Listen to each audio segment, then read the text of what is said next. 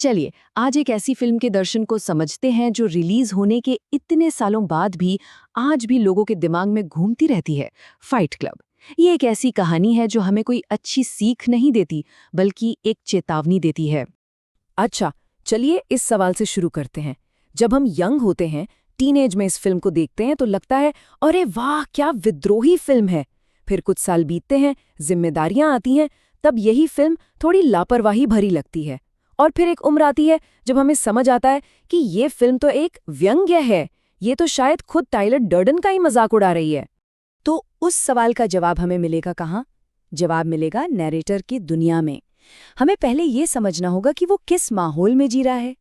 चलिए जरा गहराई में उतरते हैं और उस सामाजिक बीमारी को देखते हैं जिसकी वजह से टाइलर डर्डन जैसा किरदार पैदा होता है। आजकल का हाल कुछ ऐसा है ना कि हम इतनी सारी फिल्में, इतनी सीरीज देखते हैं कि कोई कहानी या कोई किरदार हमारे अंदर ठहर ही नहीं पाता। एक खत्म हुई नहीं कि दूसरी शुरू। बिल्कुल इसी तरह फिल्म का जो नैरेटर है वो भी अपनी जिंदगी में पूरी तरह से ऊब चुका है, जैसे एक बेहोशी में जी रहा हो। नैरेटर की पूरी जिंदगी इसी द्वंद में फंसी हुई है। मतलब वो एक तरफ तो आज़ादी चाहता है, लेकिन लत उसे गुलामी की पड़ चुकी है। वो अपनी जिंदगी से नाराज तो है, पर उसे छोड़ भी नहीं पा रहा। और इसी गहरे अंदरूनी संघर्ष से एक विचार जन्म लेता है। ये लाइन तो जैसे उस जेल को दिखाती है जिसमें हम सब खुद को बंद कर लेते हैं। हम चीजें खरीदते हैं, घर, गाड़ी, फोन, ये सोचकर कि ये हमें खुशी देंगी, हमें पूरा करेंगी, लेकिन धीरे धीरे हम खुद उन चीजों के गुलाम बन जाते हैं। ये एक ऐसी जेल है जिसके बारे में हमें पता तक नहीं चलता। और बस इसी गुलामी का, इसी बेहोशी का इलाज बनकर आता है टाइलर डर्डन।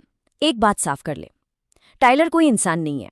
वो इस मॉडर्न लाइफ की बीमारी का एक बहुत ही रैडिकल, एक कट्टर नुस्खा है। तो टाइलर का मकसद क्या है? उसका मकसद है नैरेटर को उसकी नींद में चलने वाली आदत से झंझोड़कर बाहर निकालना, उसे अतीत की चिंता और भविष्य के डर से आज़ाद करके सिर्फ और सिर्फ वर्तमान के पल में ले आना, ताकि वो असल में जी सके, हर एक पल को महसूस कर सके। तो टाइलर का तरीका क्या है? दर्द, पेन, किसी को होश में लाने का इससे सीधा और क्रूर तरीका शायद ही कोई हो। सोचिए, जब चेहरे पर एक मुक्का पड़ता है, खून बहता है, तो भविष्य की सारी चिंताएं, अतीत के सारे बोझ सब गायब हो जाते हैं। सिर्फ एक ही चीज बचती है, ये पल, अभी। तो टाइलर का रास्ता क्या है? देखिए, उसके दर्शन के ये 4 मेन पॉइंट्स हैं। पहला, जो कुछ भी तुम्हारे पास है उसे रिजेक्ट कर दो। दूसरा, दर्द को अपनाओ, उसे महसूस करो। और सबसे जरूरी, रॉक बॉटम पर पहुंचो, क्योंकि टाइलर कहता है कि असली आज़ादी तभी मिलती है जब तुम्हारे पास खोने के लिए कुछ भी नहीं बचता। लेकिन कहते हैं ना, हर कट्टर इलाज के अपने खतरे होते हैं, और यहीं से कहानी में एक बहुत ही दिलचस्प मोड़ आता है। हम देखते हैं कि कैसे आज़ादी दिलाने वाला ये दर्शन धीरे धीरे खुद ही एक बीमारी बनने लगता है। और ये स्लाइड इस बदलाव को एकदम साफ साफ दिखाती है। फाइट क्लब शुरू हुआ था एक इंसान को उसकी पहचान वापस दिलाने के लिए, लेकिन धीरे धीरे वो बन गया प्रोजेक्ट मेहम, जहां हर कोई एक जैसा है, एक ही यूनिफॉर्म में, बिना सोचे समझे बस आदेश मान रहा है। तो सबसे बड़ी विडंबना क्या है कि टाइलर, जिसने नैरेटर को एक मशीन का पुर्जा बनने से बचाया था, आखिर में वो खुद ही ऐसे पुर्जों की एक नई फौज खड़ी कर देता है। वो एक अत्याचारी से छुड़ाता है और दूसरे अत्याचारी के हाथ में थमा देता है। और ये हमें एक बहुत ही गहरे दार्शनिक विचार की तरफ ले जाता है कि कैसे दो बिल्कुल विपरीत दिखने वाले रास्ते असल में एक ही जगह जाकर मिलते हैं। जरा इस टेबल को देखिए। एक तरफ है उपभोक्तावाद, यानी चीजें जमा करना। दूसरी तरफ है अराजकता, यानी सब कुछ तबाह कर देना। लेकिन दोनों में कॉमन क्या है? गुलामी। एक पक्का आस्तिक और एक पक्का नास्तिक, दोनों ही बिना अनुभव के सिर्फ विश्वास पर जीते हैं। दो चरम हमेशा एक गोल चक्कर की तरह होते हैं। आप जहां से शुरू करते हैं, घूमकर वहीं पहुंच जाते हैं। और नैरेटर के साथ भी बिल्कुल यही होता है। टाइलर उसे उपभोक्तावाद की जेल से निकाल तो देता है, लेकिन उसे अराजकता की एक दूसरी, शायद और भी खतरनाक जेल में धकेल देता है।